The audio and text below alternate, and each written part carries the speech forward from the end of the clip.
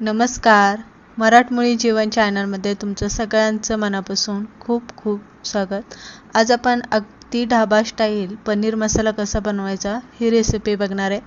4 मोठे टोमॅटो इथे चिरून घेतलेले, 2 मोठे कांदे उभे चिरून घेतलेले, 15-20 मी इथे काजू भिजून घेतलेले, आलं लसूण इथे मी घेतलेलं आहे, 2 मिरच्या मी इथे घेतलेल्या हिरव्या मिरच्या, 2 बेडगी मिरची आणि कोथिंबीरच्या पाठीमागचे जे दांडे असतात ते दांडे आपल्याला इथे लागणार आहे. मसाला आता आपल्याला हा तेलामध्ये परतायचा नाही आहे किंवा कच्च्याही मसाल्याची आपल्याला इथे ग्रेव्ही बनवायची नाही आहे. तर आपल्याला हे घेतलेलं जे मसाल्याचं साहित्य आहे ते इथे शिजवून घ्यायचं आहे. कढई मी इथे गरम करायला ठेवलेली होती, त्यामध्ये सगळं कांदा, टोमॅटो, काजू वगैरे सगळं घालून घ्यायचं.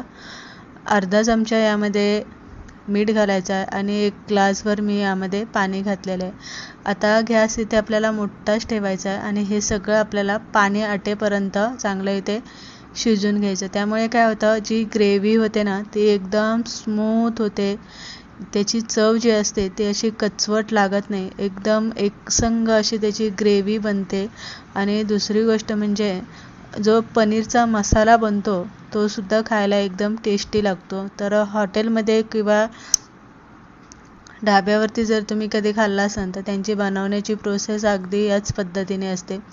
थंड झाला की मिक्सरला आपल्याला याची एकदम बारीक अशी स्मूथ ग्रेव्ही इथे वाटून घ्यायची.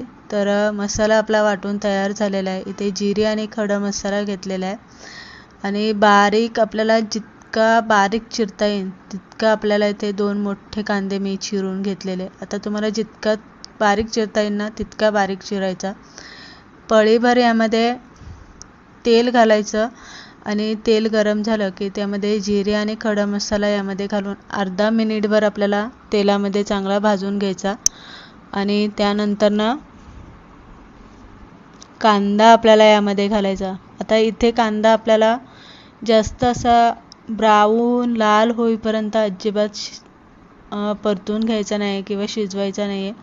तर हलकासा असा आपल्याला शिजून घ्यायचा आहे. ज्या कांद्यामध्ये एकदम शिजल्याच्या नंतर एक असा सॉफ्टपणा येतो एवढा आपल्याला कांदा इथे शिजवून घ्यायचा. मसाल्यामध्ये इथे गरम मसाला, त्यानंतर लाल तिखट, मिक्स मसाला, हळद, हिंग, धने पावडर, कांदा लसूण मसाला आणि जर तुमच्याकडे पनीर मसाला असेल तर अगदी तुम्ही इथे अंदाजानुसार पनीर मसाला इथे वापरू शकता, नाहीतर घरातला आहे तोच मसाला इथे वापरू शकता. फक्त मी इथे एक जो घरी बनवलेला आपला घरगुती मसाला असतो खडा मसाल्यांचा तो इथे मी जास्त वापरलेला आहे.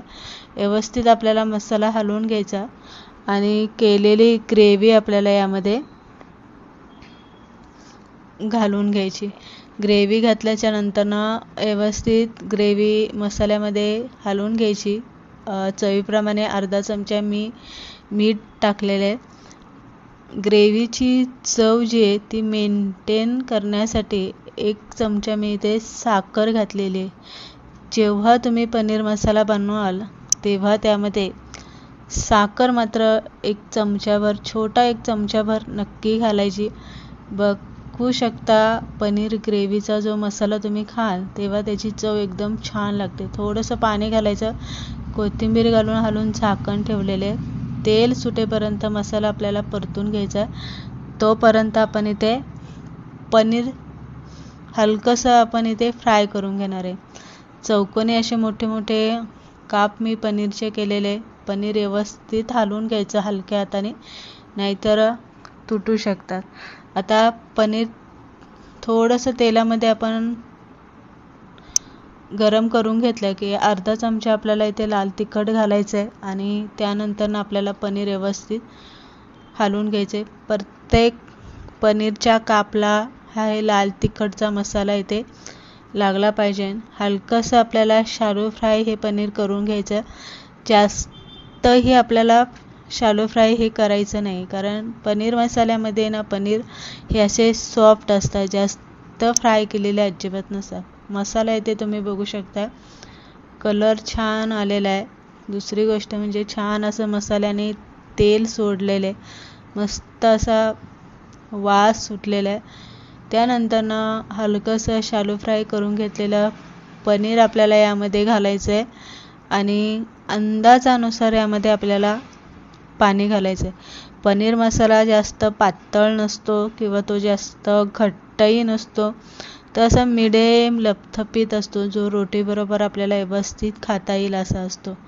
एक उकळी काढून घ्यायची आणि उकळी आली की गॅस बारीक करायचा। 10 मिनिट का होईना पनीर तसंच बारीक गॅसवरती असं मंद आचेवरती आपल्याला ते काय करायचं आहे, उकळून द्यायचं आहे, म्हणजे शिजून द्यायचं आहे। पनीर मसाल्यामध्ये चांगलं शिजलं गेलं पाहिजे, मसाला पनीरमध्ये चांगला मुरला गेला पाहिजे, म्हणून आपल्याला ही शेवटची जी स्टेप आहे ती 10 मिनटं पनीर तसंच बारीक गॅसवरती शिजत ठेवायचं। बघू शकता कलर मस्त आलेला आहे, ग्रेव्ही व्यवस्थित झालेली आहे, अगदी पाताशाने तोंडाला पाणी सुटलंय।